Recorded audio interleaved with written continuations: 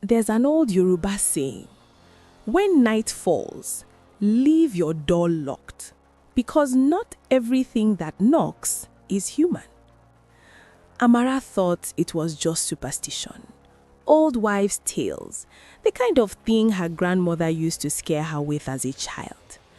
Until the night someone knocked on her apartment door at 3:17 a.m. And when she looked through the peephole, she saw her own mother standing there. The same mother she'd buried 3 months ago. This is based on events reported in a Lagos apartment complex in 2024. The police report is still sealed, but the story got out. Amara had just moved into the new apartment complex in Lekki Phase 1. Modern building, security guards, CCTV cameras everywhere. Safe, or so she thought. She lived alone on the 7th floor, apartment 704. Young professional, marketing manager. The kind of woman who didn't believe in ghosts or juju or any of the old ways. Her mother had died 3 months earlier. Cancer. It was peaceful, they said. She went in her sleep. Amara was still processing the grief. Some nights she would wake up and forget her mother was gone. She'd reach for her phone to call her, then remember. Tonight was one of those nights. She couldn't sleep. It was 3:15 a.m. She was scrolling through old photos of her mother on her phone, tears running down her face when she heard it. Knock, knock, knock. 3 sharp knocks on her apartment door. Amara froze. Who would be knocking at 3 a.m.? She waited. Maybe she imagined it. Knock, knock, knock. Louder this time, more insistent. Amara's heart started racing. She crept toward the door, her phone's flashlight trembling in her hand. She looked through the peephole, and her blood turned to ice. Standing in the hallway, illuminated by the flickering corridor light, was her mother. Same face, same headscarf she always wore, same purple wrapper, even the same tired smile. Amara, my daughter, open the door, the voice said. Exactly her mother's voice, the gentle tone, the Igbo accent. Amara stumbled backward, her hand over her mouth, stifling a scream. This isn't real. This isn't happening. Amara, I'm cold. Please let me in. Her mother's voice. But her mother was dead, buried. Amara had watched them lower the casket into the ground. Baby, it's me, your mama. I came to see you. Open the door. Amara's mind was screaming at her. Don't open it. Don't open it. But her heart that missed her mother so desperately, her heart was reaching for the lock. Amara, why are you crying? Let Mama wipe your tears. Open the door. Amara looked through the peephole again. Her mother was still there, still smiling that too wide smile, still not blinking. And that smile, it was too wide, too stretched. Open the door. The voice was still gentle, still her mother's, but now there was something underneath it, something cold. Amara backed away from the door, her phone shaking in her hand. She called her neighbor, Mrs. Okoronko, in 705. Hello, Mrs. Okoronko, please, I need help. Someone is at my door and... Amara, it's 3 a.m. What? Please, just look through your peephole. Tell me if you see anyone in the hallway. She heard Mrs. Okoronko shuffling. A pause. "There's no one out there, Amara. The hallway is empty." "No, that's impossible. She's right outside my door. I can see her." "Who, Amara? Who do you see?" Amara looked through the peephole again. Her mother was still there, still smiling that too wide smile, still not blinking. And in the reflection of the hallway mirror behind her, there was nothing. No reflection at all. Amara didn't sleep that night. She pushed her couch against the door, turned on every light in the apartment, sat in the corner with a Bible her mother had given her, even though she wasn't religious. The knocking stopped at 4 a.m., exactly 1 hour after it started. When the sun came up, Amara rushed to her grandmother's house in Surulere. Her grandmother, Mama Nkechi, listened to the story without interrupting. When she finished, the old woman's face was grave. "You didn't open the door?" Mama Nkechi asked. "No." Thank God and all the ancestors." "Grandma, what was that thing?" The old woman poured hot tea with shaking hands.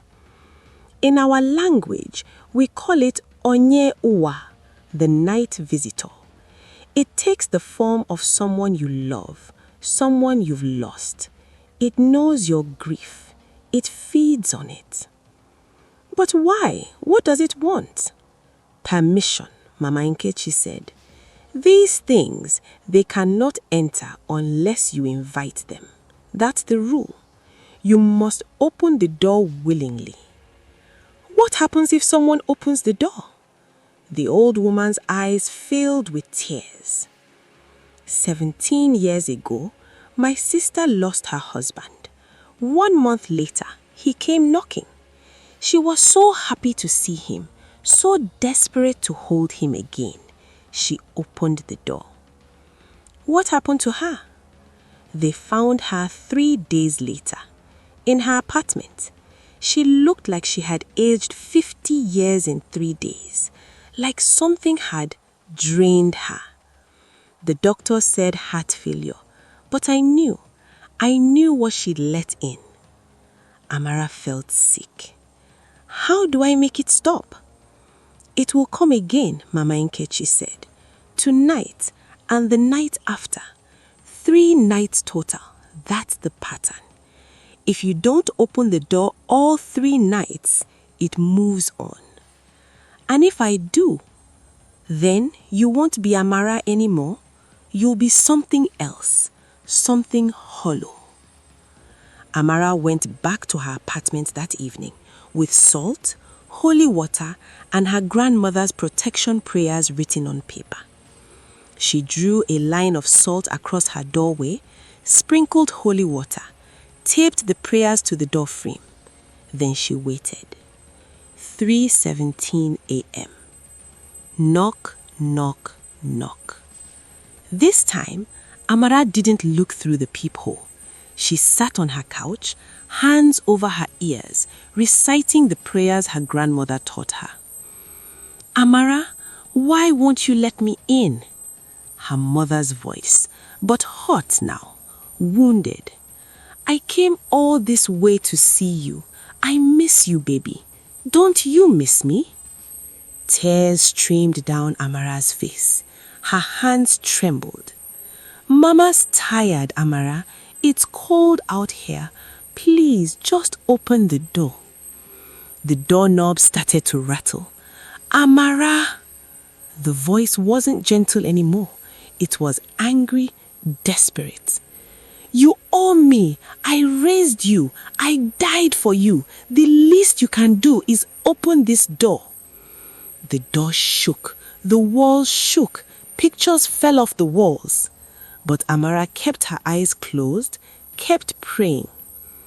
At exactly 4:17 a.m., silence. 1 night down, 1 more to go. The 3rd night was the worst. Amara almost didn't go home. She thought about staying at her grandmother's house, But Mama Nkechi said no. If you run, it follows. You must face it in your home, on your ground. That's the only way to break it. 3:17 a.m. Knock, knock, knock. This time, Amara was ready. Salt line, prayers, holy water. Lights on, gospel music playing softly. She sat facing the door. Amara. The voice was different, tired, sad, real. My daughter, my beautiful daughter. I don't have much time. Please, I need to tell you something before I go. Amara's hand moved toward the lock. The money that I left for you. It's hidden in the house. I never told you where. If you don't find it, you lose everything. Amara stopped. Her mother had left money, but it wasn't hidden. It was in the bank. She'd handled the estate herself. This thing doesn't know everything. It's guessing. Amara, please. Your brothers are coming for it. They'll take what's yours. Open the door. Let me tell you where it is. My mother only had me, Amara said out loud. No brothers, no hidden money. Silence. Then a sound that made Amara's skin crawl. Laughter. Not her mother's laugh. Something else. High-pitched. Wrong. Smart girl. Smarter than most. The voice was changing now. Distorting. But you are still alone. Still grieving, still desperate. I can smell it. That emptiness. I can feel it. Just open the door. No. Open it. The door exploded with pounding. The walls shook. The lights flickered. Open! Open! Open! Amara closed her eyes and screamed the prayer her grandmother taught her. By the blood of my ancestors, by the God who sees all, I command you to leave. The pounding stopped. When Amara opened her eyes, it was 4:18 a.m. 1 minute past the hour. It was over. Amara moved out of that apartment 3 weeks later, but she heard from other tenants. The knocking continued. Different apartments, different floors, always at 3:17 a.m. Always someone you loved. Always someone you'd lost. The building tried to keep it quiet, but word got out. Apartments started sitting empty. The complex eventually shut down. They say it's being renovated now. New name, new management. But if you live in Lekki and someone knocks on your door at 3:17 a.m., don't look through the people, don't ask who it is, and whatever you do, don't open the door.